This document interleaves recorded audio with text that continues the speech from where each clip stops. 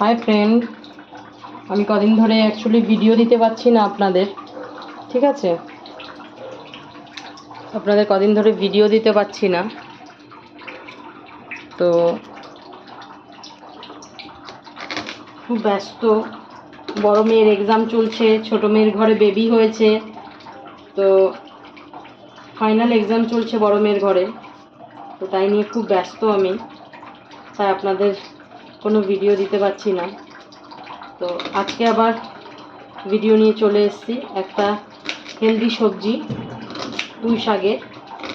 ঠিক আছে, আমি এখানে কাটিং করে নিয়েছি।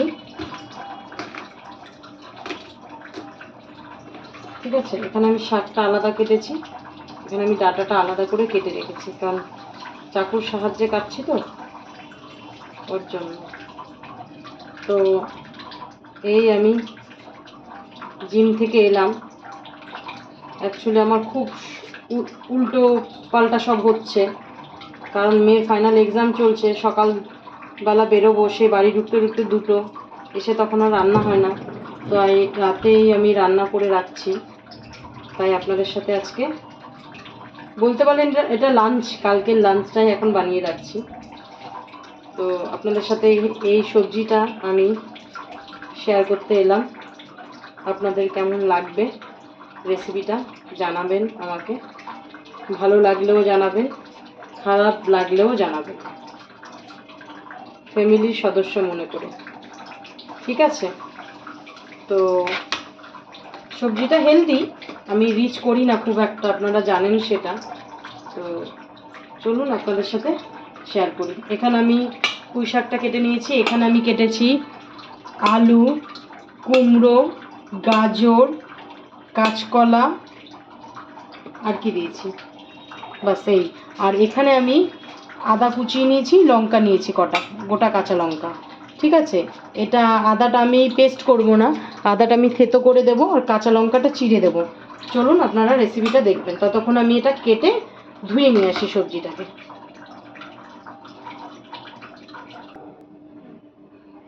হাই ফ্রেন্ড, এখানে আমি সবজিটা ধুয়ে নিলাম। এখানে সবজিতে আমি বলেছি, হয়তো বেগুনটা বলতে ভুলে গেছি, আবার বলছি। এখানে আমি আলু কেটেছি, পুঁই শাকের ডাঁটাটা, কুমড়ো, গাজর, বেগুন। ঠিক আছে, আর এখানে আছে পুঁই শাকের পাতাটা, মানে শাকটা। আমি আলাদা করে কেটেছি এই কারণে, কারণ সবজিতে এই ডাঁটাতে তার খুব একটা বালু থাকে না, এই শাকে প্রচণ্ড বালু থাকে। হ্যাঁ, বালি থাকে, যাই হোক আমি বাংলা ভাষা বলছি, ডোন্ট মাইন্ড। তো বালি থাকে শাকে প্রচণ্ড পরিমাণে, তার জন্য আমি শাকটা আলাদা করে কেটে ধুয়ে নিলাম।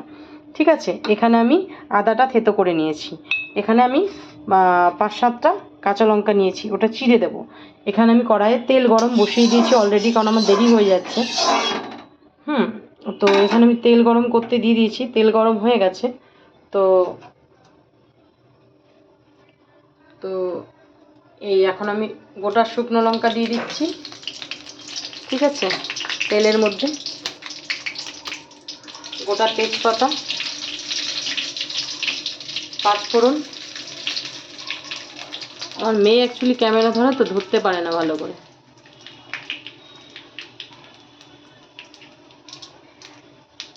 হ্যাঁ, গোটা পাঁচফোড়ন দিয়ে দিলাম।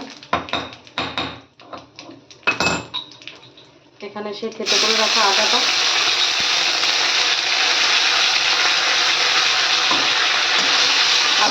পাঁচফোড়নটা একটু ভেজে নেব।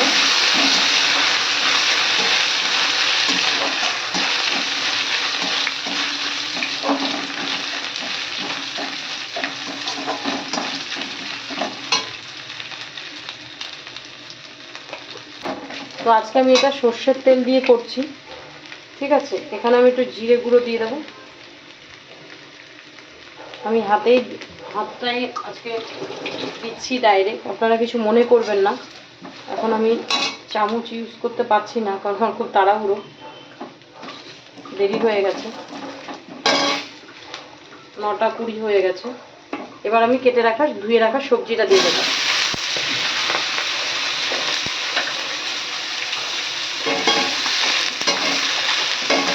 আগে সবজিটা দিয়ে কিছুক্ষণ আমি কষিয়ে নেব, কারণ শাকটা তো তাড়াতাড়ি মজে যাবে।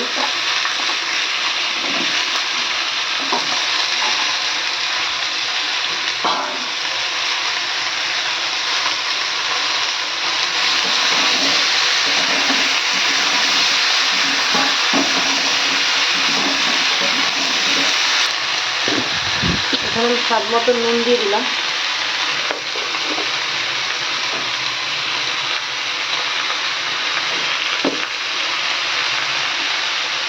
পরিমাণ মতো হলুদ দিয়ে দিলাম।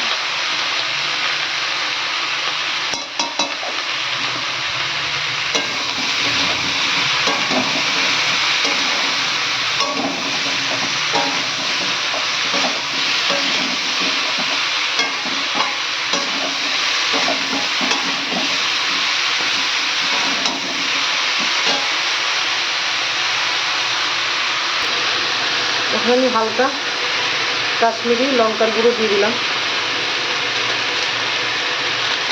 কালারের জন্য। ঠিক আছে,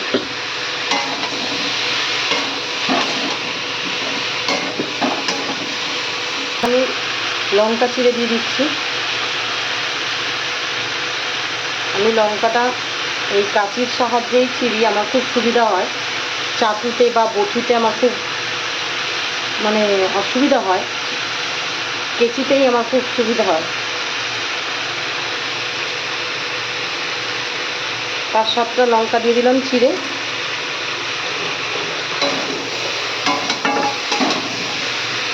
আজকে একটু বড় কড়াইয়ে বসিয়েছি, একটু কষিয়ে নিয়ে তারপর শাকটা দিয়ে দেবো। ওকে,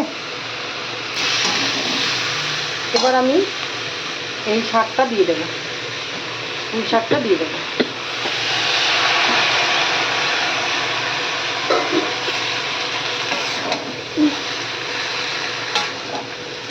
আপনারা এইভাবে করে দেখবেন, সিম্পল রান্না, আমি খুব সিম্পল দেখাই আপনাদের।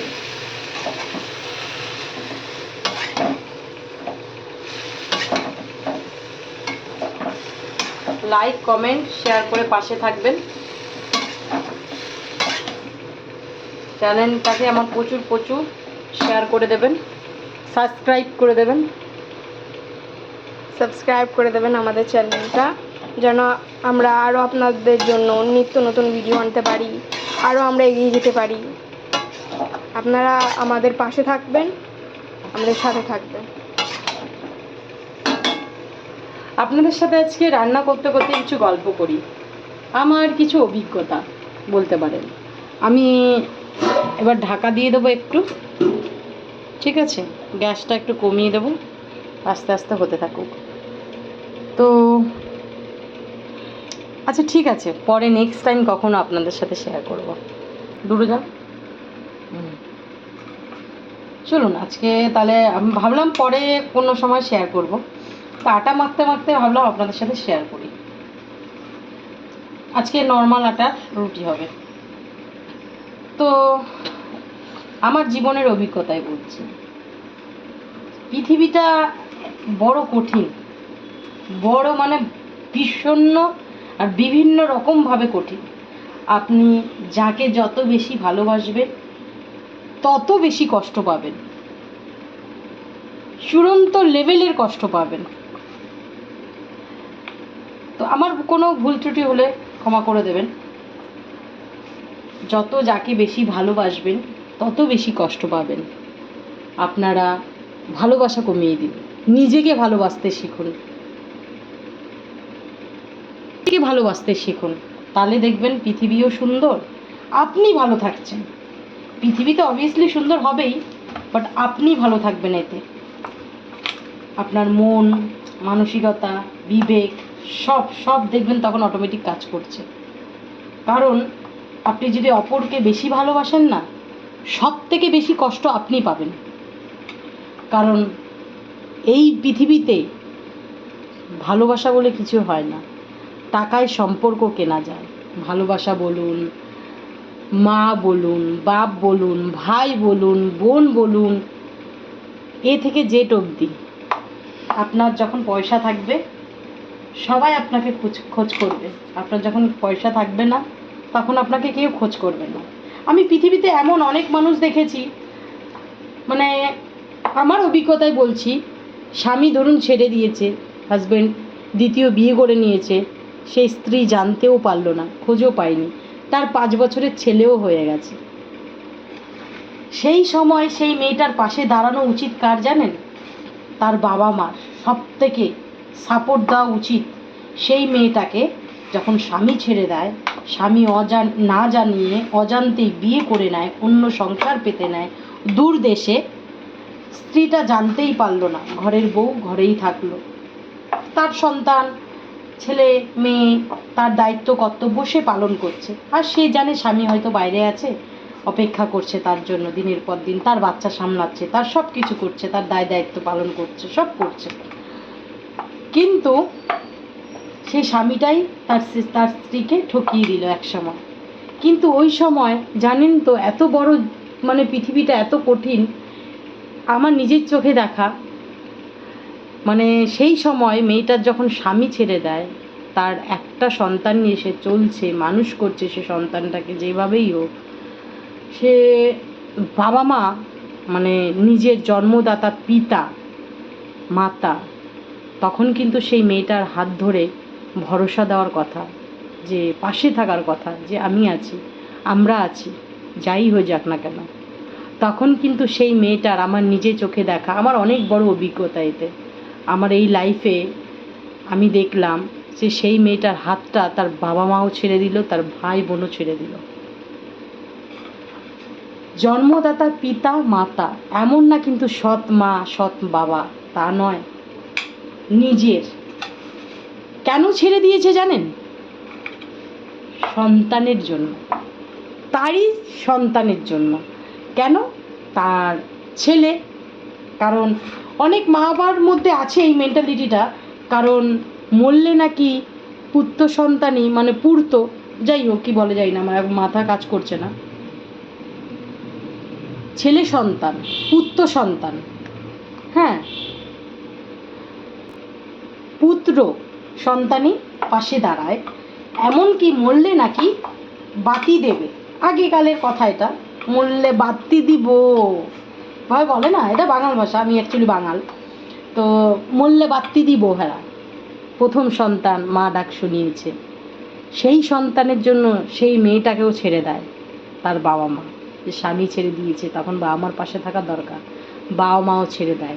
আবার এমনও বাবা মা আছে, আমি বলছি না পৃথিবীতে সব বাবা মা খারাপ, বাবা মা ভালো আছে, বাবা মা খারাপও আছে, সন্তানও খারাপ আছে, কুসন্তান যেমন হয় কুমাতাও হয়, এটা কিন্তু আছে।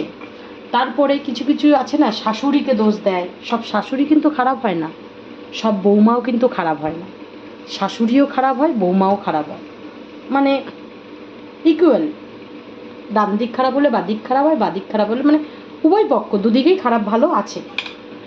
তো এমনও মাতা পিতা আছে যে তারা চায় এই সন্তানের ওপরে ওই সন্তান ভর করে ওপরে উঠুক, এটা আমার অভিজ্ঞতায় বলছি, এই সন্তানের ওপরে ভর করে তার ওই সন্তান ওপরে উঠবে, বুঝতে পারছেন? মানে আমি বলতে চাইছি, এই সন্তানের ধরুন টাকা পয়সা আছে, এই সন্তানের টাকা পয়সা ব্যবহার করে আত্মসাৎ করে ওই সন্তান ওপরে উঠবে, যখন ওই সন্তান ওপর সিঁড়িটা ধাপটা পা দিয়ে দেবে না, তখন এই নিচের সন্তানটাকে, যে সন্তানকে ধরে ওপরে উঠেছে সেই মা বাবা সেই ভাই, তখন এই সন্তানটাকে লাত মেরে ফেলে দেয়। এটা আমার অনেক বড় অভিজ্ঞতা, আমি লাইফে অনেকের জন্য অনেক কিছু করেছি, আলটিমেট কিছুই নয়, মা বলুন বাপ বলুন ভাই বলুন, কেউ কারো নয়, কেউ কারো নয়, এই পৃথিবীতে যার টাকা আছে তার সব আছে, যার টাকা নেই তার কেউ নেই। আজকে যদি টাকা থাকে একটা মেয়ের, তাহলে সে স্বামীও সেই স্ত্রীর কথা শোনে, যখন স্বামী জানতে পারে যে স্ত্রীটার টাকা পয়সা নেই, তার বাবা মার সাপোর্ট নেই, তখন স্বামীটাও অত্যাচার করে, টর্চার করে। আবার অনেক বাবা মাও আছে যখন জানে এই স্বামী টাকা পয়সা ছিল, স্বামী ছেড়ে দিয়েছে, তখন সেই সন্তানটাকেও ছেড়ে দেয় বাবা মা। আমার জীবনে অনেক অভিজ্ঞতা, আমি জানি না হয়তো আপনাদের বোঝাতে পারলাম কি না, বা আমি এক্সপ্লেন করতে পারলাম কি না আপনাদের, আমি জানি না, কারণ আমি যখন এগুলো বলতে যাই না, আমার মাথা অ্যাকচুয়ালি কাজ করে না, আমার কথা সব জড়িয়ে পেঁচিয়ে একাকার হয়ে যায়। যাই হোক, আপনাদের সাথে আজকে অনেক কিছু শেয়ার করতে পেরে হালকা লাগছে। তো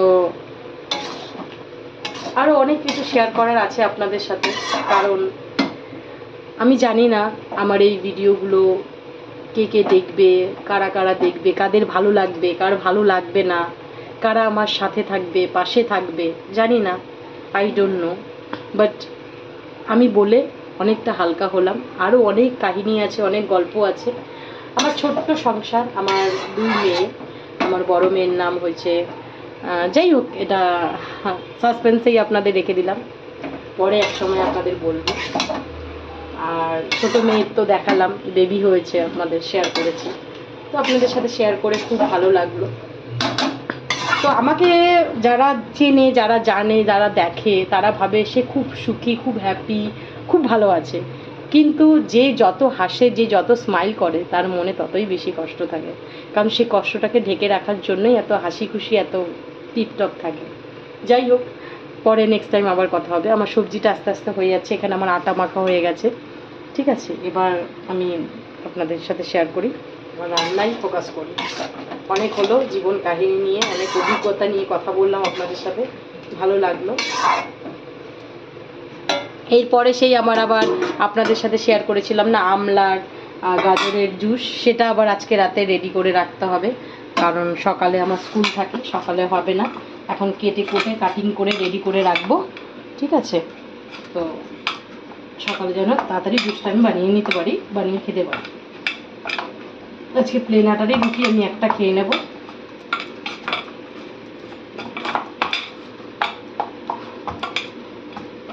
আপনাদের সাথে রুটি বানানোটা শেয়ার করি। আমার ওই থালাতেই এখন বেলে নিচ্ছি, কারণ নিচে আমার ওই সেই পাথরের আমার ছোটদা বানিয়ে দিয়েছিল ওটা। আমার ছোটদা সেই পাথরের বেশ ভালো ভালো কাজ জানে, তো আমার ছোটদা বানিয়ে দিয়েছিল সেই মার্বেল দিয়ে রুটি বানানোর পিঁড়িটা। তো আমি ওটা খুব একটা বার করি না, কারণ খুব একটা ভারী, তো ওটা এখন আবার জল দিয়ে ধুতে হবে, তো আমার টাইম শর্ট। তো আমি থালাতেই করে নিচ্ছি আপাতত। ঠিক আছে, আপনাদের পরে এক সময় দেখাবো। ওটা আমার ছোটদা বানিয়ে দিয়েছিল। আমার 3টে দাদা আর কি, 3 ভাই আমি, তারপরে এক বোন। 3 ভাই বলতে গেলে এখন 2 ভাই আছে, কারণ মেজদাটা আমার মারা গেছে। এটা অনেক বড় গল্প, এক সময় বলবো, পরে আপনাদের সাথে শেয়ার করব। তো আপনাদের সাথে আজকে আমার রুটি বানানো শেয়ার করে দিচ্ছি।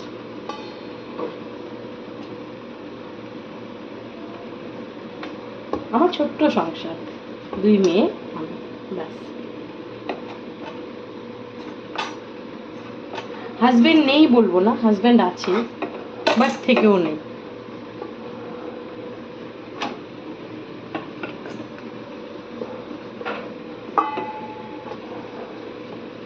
বাইরে থেকে আমি রুটি কিনে নিয়ে আসি, বাট সব সময় না, আমার সবসময় বাইরের ওই রুটিটা ওদের হাতের মাখা, ডান হাত বা হাত, আমার খুব একটা পোষায় না। তাও মাঝখানে আমি নিয়ে এসেছিলাম, আপনাদের সাথে শেয়ার করেছিলাম একদিন। তো সেদিনকেই আমি নিয়ে আসার সময় চুল দেখতে পেয়েছিলাম আটাতে, তো তারপরে আমি আনা বন্ধ করে দিয়েছি। আবার আমার খুব একটু পিটপিটে ব্যাপারটা আছে, তো যাই হোক, রুটিটা ফুললো না কোনো কারণে, মেবি।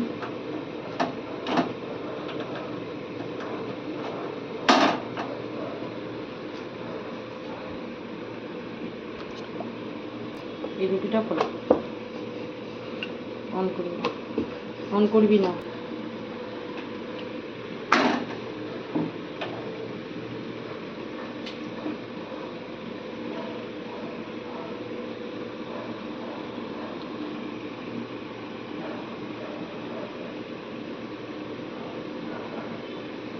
অ্যাকচুয়ালি ক্যামেরাটা ধরে দেয় আমার মেয়ে, ঠিকঠাক ধরতেও পারে না।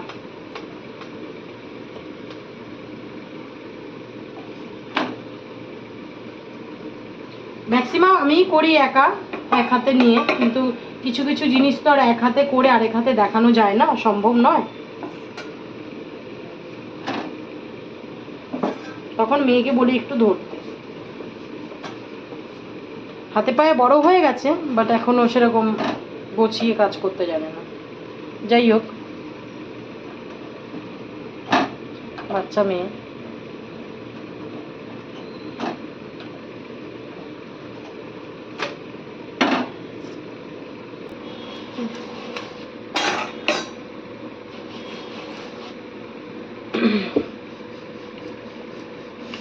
তো আমার রুটি কোনো কোনো সময় গোল হয়, কোনো কোনো সময় গোল হয় না, জানি না কেন। এই যে এখন যেমন গোল হচ্ছে রুটি, রুটির মতন রুটি ঘুরছে। কোনো কোনো সময় রুটি খুব ফোলে, কোনো কোনো সময় রুটি ফোলে না।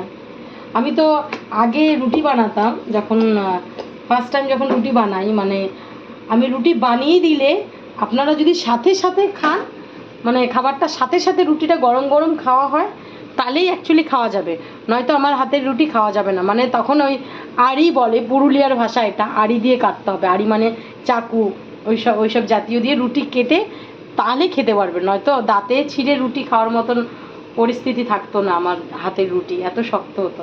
এখন যাই হোক, সময় পাল্টেছে, দিন পাল্টেছে, সাল পাল্টে গেছে, তাই তার সাথে সাথে আমিও রুটি বানানো শিখে গেছি। বয়স হয়েছে, অভিজ্ঞতা হয়েছে, মানুষ চিনতে শিখেছি। তাও পুরো চিনতে শিখিনি, কারণ মানুষের তো বহুরূপী। আমি বলছি আমিও খারাপ হতে পারি, আমি যে পুরোপুরি সম্পূর্ণ ভালো সেটাও নয়, কারণ একটা মানুষ পুরোপুরি কখনো ভালো হতে পারে না, সব দিক ভালো গুণ থাকতে পারে না। খারাপ ভালো নিয়েই মানুষের জীবন, তাই না? তো যাই হোক, আমার এই রুটিটা একটু ফুলেছে। আমার রুটি ভাজার ওই সেই স্ট্যান্ডও আছে, কিন্তু আমি এখন বার করতে পারছি না। আমি এভাবেই সব কাজ করে নিচ্ছি। আমি ধনে পাতা কুচিয়ে দিয়ে দিচ্ছি, ডাইরেক্ট দিয়ে দিচ্ছি কাঁচির সাহায্যে কেটে। এটা যদি মাছের মাথা দিয়ে করতাম তাহলে আমি ধনে পাতাটা দিতাম না, তখন দিতাম আমি গরম মশলা। তো সেন্টের জন্য ধনে পাতা দিয়ে দিলাম। এখানে আমি একটু হালকা মিষ্টি দিয়ে দিলাম, মানে আমার চিনিটা অ্যাকচুয়ালি ব্রাউন চিনি, ঠিক আছে, মানে অর্গানিক চিনিটা, মানে ডাইরেক্ট পুরো আখের রসের এই চিনিটা, মানে এটা কোনো, এটা শুনেছি ফ্যাটটা কম, তো আমি এই চিনিটা রান্নায় অ্যাড করি। চিনি তো আমি এমনিতেও খাই না, মিষ্টিটা খুব কম খাই। এই যে আপনাদের সাথে গল্প করতে করতে রান্না হয়ে গেল। এখান থেকে আমি একটু সবজি খাবো, এক বাটি এখন রাতে, আর একটা রুটি খাবো। আমার ডিনার কমপ্লিট, আর সাথে থাকবে টক দই। করে দেখুন আমার সবজিটা অলমোস্ট রেডি। আপনারা এইভাবে খেয়ে দেখবেন, খুব শর্টকাট রান্না। আমি কিন্তু সবজিতে কোনো জল অ্যাড করিনি, আপনারা দেখেছেন, আপনাদের সব শেয়ার করেছি আপনাদের সাথে। আমি কিন্তু সবজির জলেই, সবজিটা কিন্তু ছেঁকে ছেঁকে দিয়েছিলাম। ওই শাকটা যে দিয়েছিলাম, শাকের নিচে জাস্ট হালকা যেইটুখানি জল ছিল ধুয়ে রাখার পরে, আমি কিন্তু ওই জলেই সবজিটাকে গ্যাসটা কমিয়ে দিয়ে একদম হালকা আঁচে, গ্যাসটাকে আমি কমিয়ে দেওয়ার পরে একদম হালকা আঁচে রান্না করেছি সবজিটা, ঠিক আছে? সবজির জলেই সবজি রান্না আমার রেডি। এই যে আমার লাইটের জন্য অ্যাকচুয়ালি কালারটা ভালো আসছে না, দাঁড়ান আপনাদের শেয়ার করি।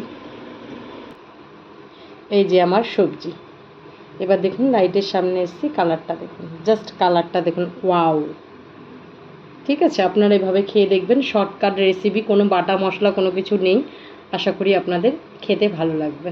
Tata, good night.